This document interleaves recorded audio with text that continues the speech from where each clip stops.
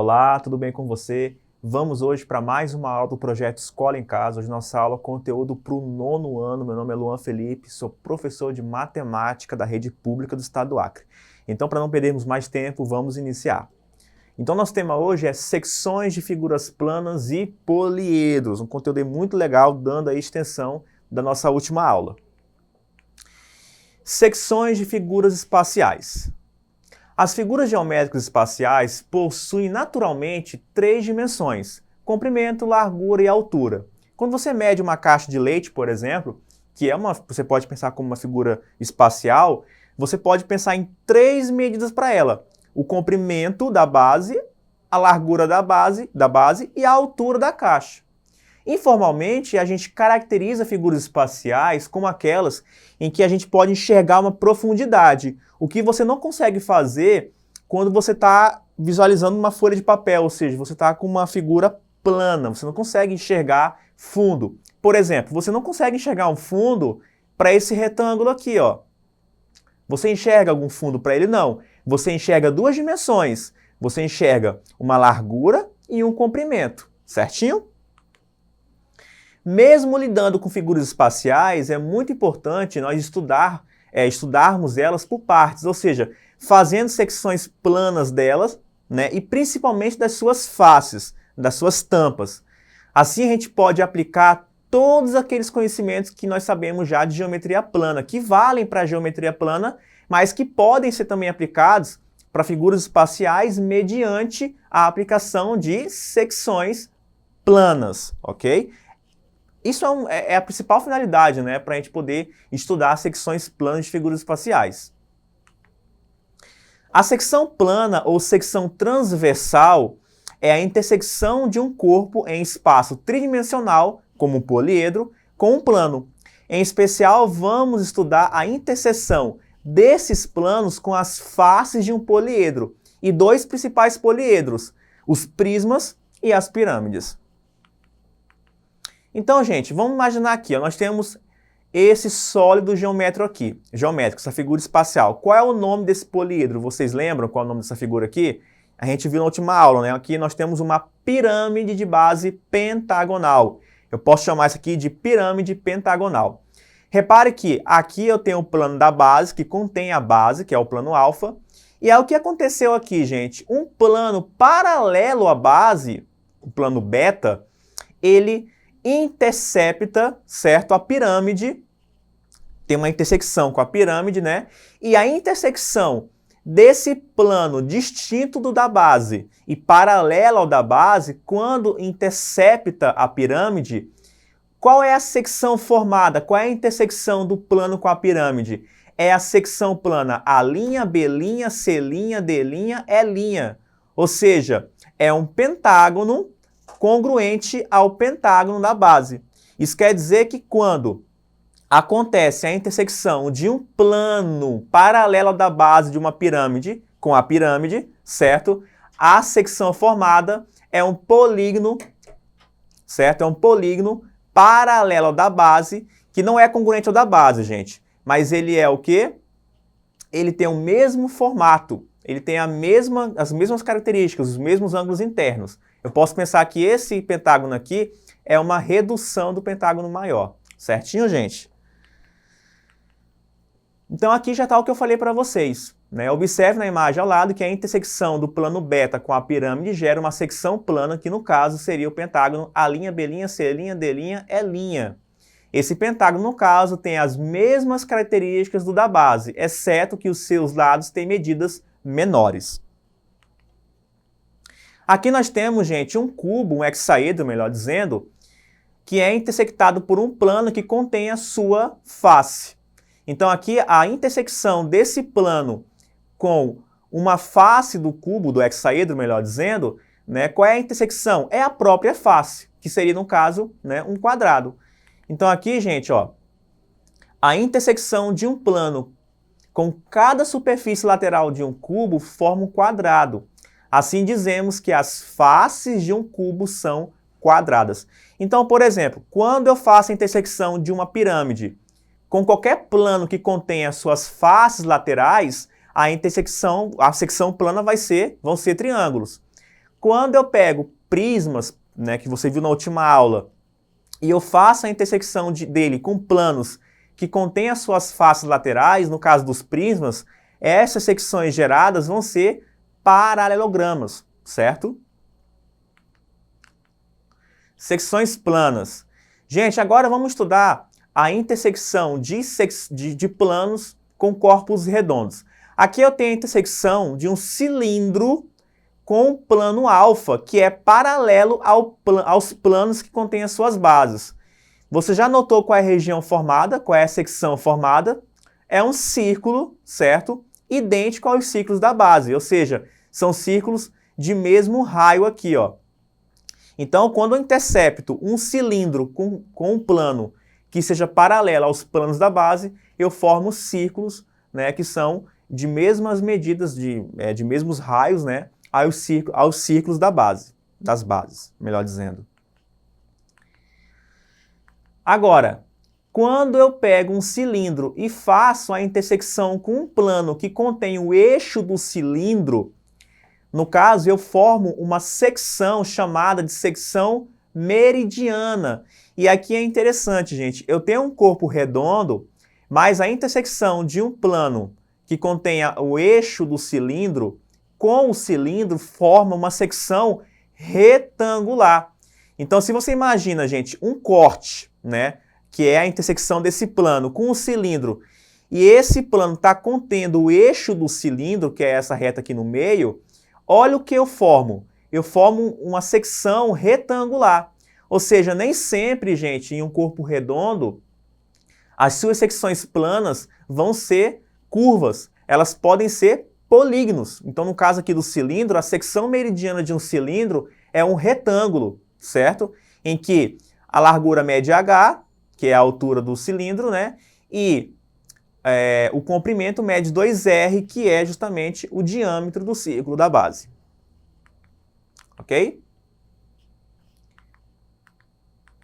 Secções planas. Continuando. Agora, repare nessa secção plana aqui gerada pela intersecção de uma esfera com um plano, né, que tem intersecção não vazia com a esfera. Olha o que acontece.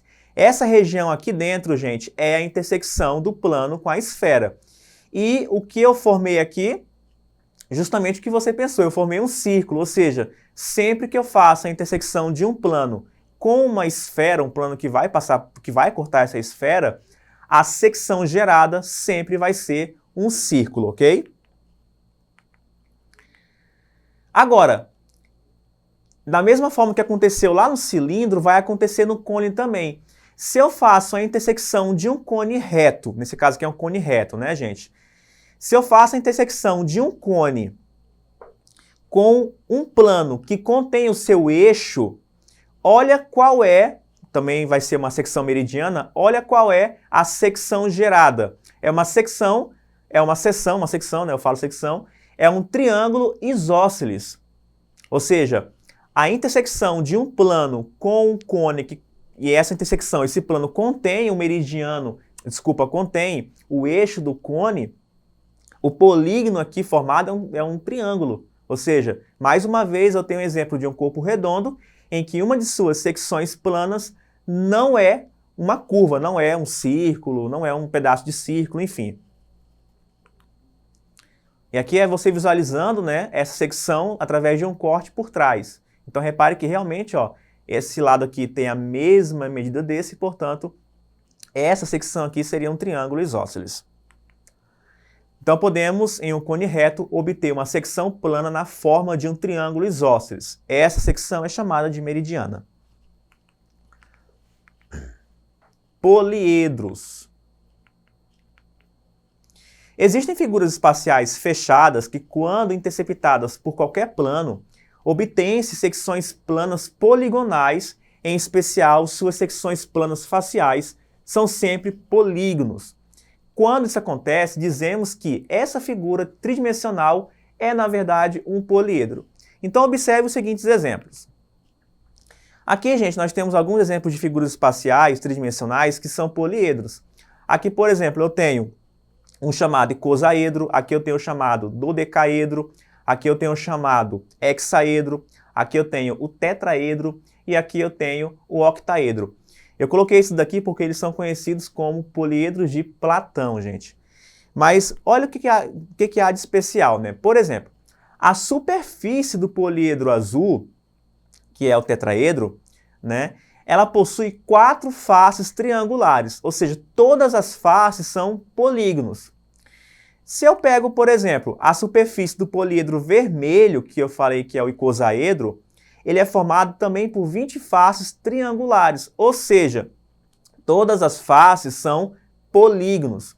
Se eu pegar, por exemplo, aqui o hexaedro, ele é formado por 6 faces retangulares, certo? Isso, no caso, eu tenho aí todas as faces poligonais. Então, vocês perceberam, gente, o que é um poliedro? Então, eu posso pensar simplificadamente em poliedro como uma figura tridimensional fechada em que todas as suas faces, certo, são formadas pela união de polígonos, certinho? Continuando. Então, aqui, gente, nós temos exemplos de pirâmides. Gente, a pirâmide e os prismas vão ser os poliedros que nós vamos mais estudar. Então, repare que o nome de uma pirâmide, ele varia de acordo, né, com o polígono da base. Se a base é um triângulo, eu falo em pirâmide triangular. Se a base é quadrangular, né, é um quadrilátero, eu falo em base quadrangular e assim por diante. Se a base é um pentágono, eu falo em pirâmide pentagonal e assim por diante. A superfície de uma pirâmide é sempre formada por um polígono na base, certo? E por triângulos que compõem as faces laterais. Portanto, todas as faces são poligonais e, portanto, a pirâmide é um poliedro. A mesma ideia, gente, vai acontecer com os prismas, certinho? Você repare que os prismas também são poliedros, pois todas as suas faces são sempre polígonos. Nos prismas, qualquer face lateral é sempre um paralelograma. Então repare, gente, que a nomenclatura dos prismas também varia de acordo com o polígono da base. Se a base é um triângulo, é um polígono, é um prisma triangular. Se a base é um quadrilátero, é um polígono quadrangular. Se a base é um pentágono, trata-se de um prisma pentagonal e assim por diante. Faces, vértices e aresta de um poliedro. Você já aprendeu nas séries anteriores a identificar as faces, arestas e vértices de prismas e pirâmides. Agora a gente vai fazer a contagem desses elementos em prismas e pirâmides. Ou seja, a gente vai contar quantos vértices, quantas arestas e quantas faces, né, esses poliedros têm. Então eu vou pegar uma pirâmide e vou pegar um prisma. Você lembra que as faces são os polígonos que formam a superfície do poliedro, certo? As arestas são os lados desses polígonos, ou como você aprendeu mais informalmente, as linhas, né? E os vértices são os pontos de encontros dessas arestas, certo? Então vamos contar aqui, ó. Primeiro, vamos fazer para o prisma. O V de vértice, o F de aresta, o F de face e o A de aresta. No prisma, que é essa figura aqui, quantos vértices nós temos? 1, 2, 3, 4 e 5. Aqui embaixo, 1, 2, 3, 4 e 5. Então, no prisma, nós temos 10 vértices. Quantas faces? 1, 2, 3, 4, 5, 6 e 7. Então, nós temos 7 faces. E quantas arestas? 1, 2, 3, 4, 5. Mais 5 aqui em cima, mais 5 aqui embaixo, vai dar 15. Então, repare que 10 mais 7 é igual a 2 mais 15. Já já eu falo o que é isso. Para a pirâmide, gente, ó, quantos vértices? 5 aqui embaixo, 1 aqui em cima. Então, vão ser 6 vértices. Quantas faces? 5 laterais e 1 na base. 6 faces. Certinho? Tranquilo? Então, quantas faces eu vou ter para a pirâmide? Vou ter, né, 6 faces, 5 laterais e 1 na base. Quantas arestas? 5 arestas laterais e 5 arestas na base, portanto, 10 arestas. 6 mais 6 é 12 e 2 mais 10 também dá 12. Então, gente, observe que em ambos os casos, V mais F é igual a A mais 2. E isso vai valer para qualquer pirâmide e para qualquer prisma. Você pode fazer o teste aí com pirâmide de base hexagonal, octagonal e prismas também. Essa fórmula é conhecida como relação de Euler, ok? Então, gente, essa foi a nossa aula de hoje. Espero que você tenha aprendido aí um pouquinho desses conceitos, entendido um pouquinho da relação de Euler. Depois, compareça na plataforma da Secretaria, assista essa aula novamente para consolidar o conteúdo. Até a próxima e bons estudos!